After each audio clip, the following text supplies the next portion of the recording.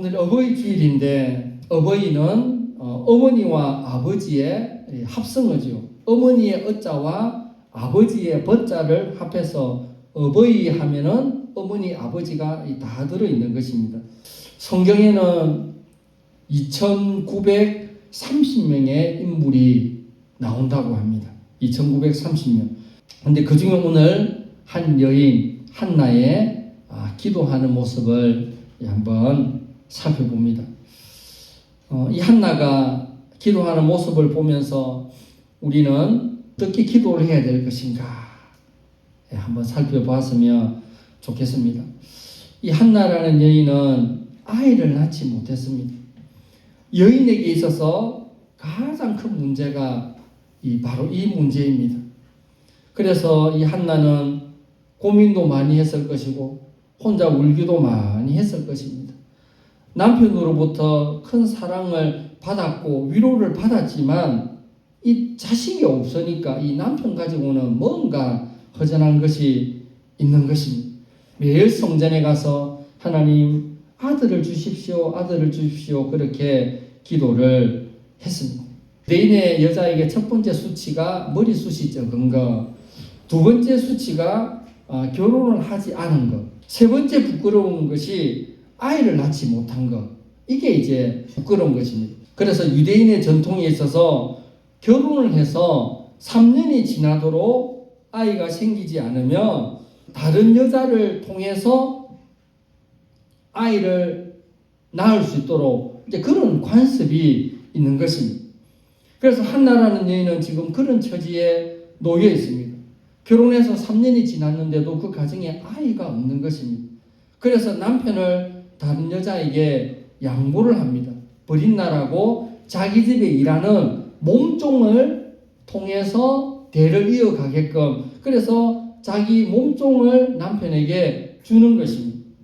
평소 이 몸종은 아주 순종 잘하고 착하고 양순해서 마음 놓고 남편에게 주었던 것입니다. 시간이 좀 지나자 남편의 아이를 잉태를 했습니다. 그런데 이제부터 문제가 생기는 것입니다. 그전까지는 참하고 양순했지만 갑자기 임신했다는 것을 알고 뭔가 자신감이 생기고 좀 방자하고 도도하기 시작을 하는 것입니다. 평소에는 순종을 잘해서 버린나를 몸종을 남편에게 주었는데 막 사람이 바뀌는 것입니다. 한나의 눈에서 불이 나지 않겠습니까? 그러면서 한나는 괴로워합니다. 고민을 합니다. 남편 엘가나도 참 착한 사람으로 성경에 나옵니다. 식음을 전폐하고 누워있는 아내에게 가서 뭐라고 말을 하냐면 8절에 그의 남편 엘가나가 그에게 이르되 한나여 어찌하여 울며 어찌하여 먹지 아니하며 어찌하여 그대의 마음이 슬프냐 내가 그대에게 10아들보다 낫지 아니하냐. 남편이 나름 좀 자상하고 좀 이해심이 있는 그런 남편으로 보입니다. 한나는 착한 남편으로부터 사랑도 받았고 극진한 위로도 받았습니다. 그렇지만 이 남편에게서는 한계가 있는 것입니다. 남들이 다 있는 이 자식이 있어야만 뭔가 해결되는 그 문제를 안고 한나는 하나님 앞에 나아가 기도를 하는데 한나가 어떤 식으로 기도를 하는가 한번 살펴봤으면 좋겠습니다. 첫 번째로 우리가 이 한나에 대해서 배울 게 뭐냐면 자기가 당해 있는 그 환경을 하나님의 뜻으로 인정을 했습니다. 왜 나에게 이런 일이 생겼냐 이렇게 생각하는 것이 아니라 이것도 하나님의 뜻이다. 내 몫에 태인 십자가다. 우리 가정에 있는 기도 제목이다. 이렇게 생각을 했던 것입니다. 여러분 한나의 뜻이 이름의 뜻이 굉장히 좋습니다. 풍성한 은혜라는 그런 뜻입니다. 그녀는 엘가나의 아내로 소개가 됩니다.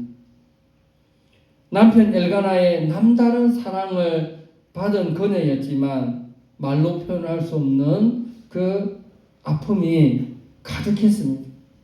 자녀가 없다는 것은 그녀의 마음을 충분히 아프게 했고 그 당시에 특별히 유대인 여자에게 있어서 자녀가 없다는 것은 굉장한 부끄러움으로 여겼다라고 제가 말을 했습니다. 그런데 5절 6절에 보면 참 중요한 말이 나옵니다. 5절 6절에 보면 똑같이 같은 말이 나오는데 5절에 한나에게는 갑절을 주니 이는 그를 사랑함이라. 그러나 여호와께서 그에게 임신하지 못하게 하시니 6절에 여호와께서 그에게 임신하지 못하게 하심으로 여호와께서 하나님께서 그 가정에 자녀를 주지 않았다라고 자기 욕심과 자기 안타까운 처지는 있지만 하나님께서 그렇게 하셨으니까 어쩔 수 없는 거지라고 받아들이는 것입니다. 시편 37편 1절에 악을 행하는 자들 때문에 불평하지 말며 불의를 행하는 자들을 시기하지 말라. 불평과 시기가 왜 나옵니까? 그 사람이 의인이 아니고 악인이고 죄인인데 악인이고 죄인이 잘 될 때에 내가 불평과 시기가 나오는 겁니다. 시기 질투가 뭡니까? 부럽다는 것 아닙니까? 저 사람은 어느 얼굴에 복이 붙어 있길래 저래 남편을 잘 만났나? 저래 아내를 잘 만났나? 저래 좋은 부모님을 만났나? 너무 부럽다라고 내가 악인과 죄인들을 향하여서도 시기 질투가 날 수가 있다는 겁니다. 그렇게 하지 말라는 겁니다. 어렵고 힘든 일이 있을 때 그냥 하나님께 맡기고 하나님께서 자녀를 주지 아니하시면 어쩔 수 없는 거라고 그냥 인정을 하는 그런 한나의 모습을 우리가 보는 것입니다.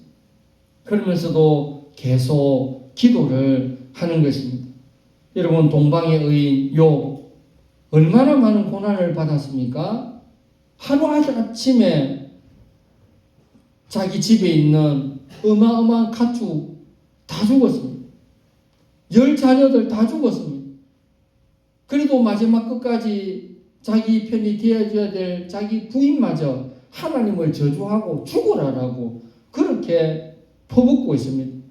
얼마나 욥이 마음이 힘들겠습니까? 자기 친구들이 엘리바스, 빌다, 소발 자기 친구 3명이 와서 성경에 보면은 욥인 줄 못 알아봤다라고 되어 있습니다. 얼마나 얼굴이 뭐가 많이 나고 바뀌었는지 욥을 못 알아볼 정도였다고 합니다. 그러면서 또 염장을 뒤집는 말을 했는데, 야 친구야, 네가 이렇게 큰 어려움을 겪고 있는 거 보니까 하나님 앞에 숨은 죄가 있는 것 같다. 그 숨은 죄를 회개를 해라. 회개기도 해라. 그러면은 하나님께서 고쳐주실지 않아. 위로라고 한다는 말이 욥은 얼마나 답답했겠습니까? 그런데 욥은 그 어려운 가운데서도 입술로 저주하지 않고 범죄하지 않았습니다. 욥이 뭐라고 말하냐면 욥기 1장 21절에 주신 이도 여호와시오 거두신 이도 여호와시오니 여호와 이름이 찬송을 받으실지라. 나에게 이런 것을 다 주신 분도 하나님이시고 또 가져가시는 분도 하나님이시니까 하나님 영광 받으십시오, 찬송 받으십시오라고 하나님께 다 맡겼던 그 욥을 바라보면서 한나 역시 자녀를 주지 않은 것도 그냥 하나님의 뜻이라고 그렇게 인정을 하는 것입니다. 두 번째 한나에 대해서 배울 수 있는 게, 그러나 그 환경을 붙들고 하나님 앞에 간절히 기도를 했습니다. 간절히 간절한 기도. 성경에 보면 그가 얼마나 간절했던지 얼굴이 벌겋게 달아올랐고, 엘리제 사장이 볼 때에 누가 성전에 와서 기도하는데 얼굴이 벌겋게 해서 막 기도하고 있으니까 엘리제 사장 생각에 아이고야, 어떤 여자가 술이 취해가지고 교회 와서 기도하고 있네, 그렇게 말한 거예요. 14절에 엘리가 그에 이르되 내가 언제까지 취하여 있겠느냐, 포도주를 끊어라. 제사장도 한나의 그 마음을 제대로 읽지 못했던 것입니다. 한나가 얼마나 간절히 기도했기에 남이 볼 때는 술 취한 사람이 흥얼흥얼 거리는 것처럼 보인 것입니다. 이것은 술 취한 기도가 아니라 간절한 기도요, 성령 충만한 기도였다라는 것을 말씀을 하고 있습니다. 우리가 이런 간절한 기도를 최근에 언제 드려봤습니까? 어쩌면 이런 절박한 기도를 드릴 수밖에 없는 환경이 안 오는 게 나을 수도 있죠. 한나는 하나님 앞에 그 문제가 있을 때에 간절한 기도를 드렸습니다.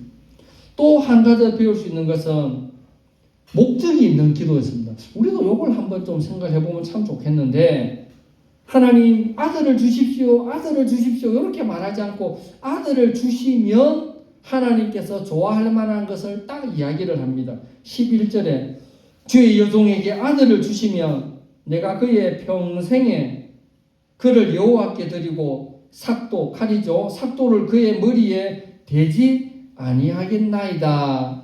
아들을 주시면 구별된 사람으로 키우겠다는 것입니다.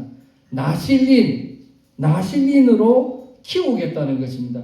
나실린이 뭐냐면 하나님께 완전히 바쳐진 사람, 이런 뜻입니다. 기도의 목적이 분명합니다. 오늘 우리들의 기도에 문제가 있다면 바로 이런 문제 아니겠습니까? 목적이 분명하지 않는 것입니다. 그냥 구하기는 구하는데 목적이 없습니다. 왜 돈을 달라는지 그 이유가 분명하지 않습니다. 한나는 아주 분명했습니다. 아들을 주시면 그 아들을 하나님께 바치겠습니다. 이런 기도에 하나님 응답을 안 해줄 수가 있겠습니까? 결국 하나님의 응답을 받고 나서 한나가 약속을 지킵니다. 아들을 하나님 주셨습니다. 그래서 기도해서 낳았다라고 사무는 구하였다. 엘은 하나님께 구하였다. 하나님께 기도해서 낳은 아들, 이런 뜻으로 사무엘이라고 지었습니다. 그리고 젖을 뗄 만큼 키웠습니다. 젖을 떼자마자 엘리 제사장에게 데려갑니다. 제사장님, 내가 기도해서 낳은 아들입니다. 아들을 주시면 내가 하나님께 바치겠다고 하였는데 이제 젖을 떼고 이제는 밥을 먹을, 죽을 먹을, 떡을 먹을, 빵을 먹을 나이가 됐으니까 이제 성전에 바칩니다. 약속을 지킨 것입니다. 그리고 아들이 보고 싶으면 가끔씩 성전에 가서 이렇게 잘 하고 있는지 이렇게 멀찌감치 이렇게 아들을 보고 오는 것입니다. 여러분 혹시 어떤 질병이 있을 때에 하나님 이 병만 고쳐주시면 내가 이렇게 하겠습니다 라고 했는데 하나님께서 그 약속을 하고 나서 그것을 안 지키는 분도 있을 수가 있습니다. 여러분 한번 스스로를 한번 생각해 보십시오. 이게 인간의 한계입니다. 인간이 나빠서가 아니고 인간이 연약해서 그렇습니다. 내가 소원 기도한 것을 잊어버릴 때도 있습니다. 그런데 한나는 아주 잘 지켰습니다. 그런데 사무엘을 하나님께 바치고 난 이후에 하나님이 태의 문을 계속 열어주셔서 2장 21절에 보면 이런 말이 있습니다. 2장 21절에 여호와께서 한나를 돌보시사 그로 하여금 임신하여 세 아들과 두 딸을 낳게 하셨고 아이 사무엘은 여호와 앞에서 자라니라. 첫째 아들을 하나님께 바치고 나니까 아들 셋과 딸 둘을 더 이어서 주셨다라는 것입니다. 여러분 이게 우리 신앙생활의 원리 아닙니까? 내가 하나님 앞에 조금 주면 이거 주고 나면 없는데 라고 생각을 하는데 하나님은 5을 더 줄 수가 있습니다. 사무엘을 바치고 나니까 아들 셋, 딸 둘을 더 바쳤잖아요. 우리도 이렇게 내가 가지고 있는 거, 물질이라든지 혹은 시간이라든지 은사라든지 달란트라든지 헌신일이라든지 내가 가지고 있는 조금의 것을 하나님 앞에 드리면 하나님이 더 큰 것으로 갚아 주신다라고 그렇게 말씀을 하고 있습니다. 우리도 이런 것을 체험을 해야 됩니다. 고난의 사람 욥이 10자녀를 한꺼번에 잃어버렸습니다. 그런데 욥기 42장 12절에 여호와께서 욥의 말년에 요업에게 처음보다 더 복을 주셨다라고 그렇게 말합니다. 하나님께서 거두어 가신 만큼 하나님께서 다 채워주셨다라고 말씀을 하고 있습니다. 오늘 우리는 어버이 주일을 맞이하여 기도의 여인 한나를 한번 배워봤습니다. 그녀는 비록 어려운 상황 속에 처해 있었고 자식이 없는 것도 서러운데 자기가 착해 보였던 몸종 버린 날을 남편에게 주어서 대를 이어가려고 하였는데 그 임신하자마자 상황이 바뀐 눈초리가 달라진 그 버린 날을 보면서 너무너무 마음이 아프고 힘들지만 그러나 하나님 앞에 기도하면서 참 하나님께서 자식을 안 주시면 어쩔 수 없지만 하나님 자식을 주십시오. 아들을 주시면 내가 아들을 하나님께 바치겠습니다 라고 하였더니 정말 그렇게 하여서 사무엘이라는 그 시대에 아들만 주시는 것도 감사한데 그 시대에 제일 유명한 하나님의 사람 선지자 사무엘 선지자를 하나님께 주신 것입니다. 여러분 달리 한번 생각해 보겠습니다. 결혼하고 나서 바로 아들을 낳으면 그 아들을 그렇게 믿음으로 키울 수 있겠습니까? 당연히 생긴 아들이라 생각을 하는데 그런데 몇 년이 지나고 아들이 없는 상황에 기도하고 또 아들을 주시면 하나님께 바치겠다는 성전에 바치겠다는 그 소원 기도까지 하고 성전에 바치고 나서도 이제 내 몰라 하고 돌아섰겠습니까? 그 아들을 위해서 또 기도하고 그렇게 하였더니 그 시대에 최고의 위대한 신앙의 사람으로 사무엘 선지자, 그 사무엘 선지자가 사울 왕을 세우고 그 사무엘 선지자가 다윗 왕의 기름을 붓는 그런 위대한 선지자가 나왔다는 것을 꼭 기억을 하시고 그런데 하나님께서 우리에게 2% 부족하게 만드는 거예요. 그 2% 부족한 것이 건강이 될 수가 있고 가정 문제가 될 수가 있고 자식 문제가 될 수가 있고 그 사람만이 알고 있는 어떠한 아픔이 될 수가 있고 그래서 그것 때문에 내가 이것 때문에 하나님 붙든다. 내가 이것 때문에 내가 주일마다 교회 가서 예배 드린다고 그렇게 고백을 한다면 그 어려움과 힘듦과 아픔과 그 기도 제목이 시간이 지나고 보면 그게 하나님의 은혜였다는 겁니다. 그때는 아픔이고 고통이고 눈물이고 한숨이었는데 지나고 보니까 그래서 그렇구나. 그래서 그렇구나. 라고 그렇게 우리가 고백을 할 수가 있습니다. 어버이주일을 맞이하여 우리 부모님들 한번 생각해 보고 또 내가 좋은 어버이가 되고 내가 더 좋은 어른이 되어서 주님 만나는 그날까지 참 좋은 믿음의 어르신들이 되시기를 주님의 이름으로 축원합니다.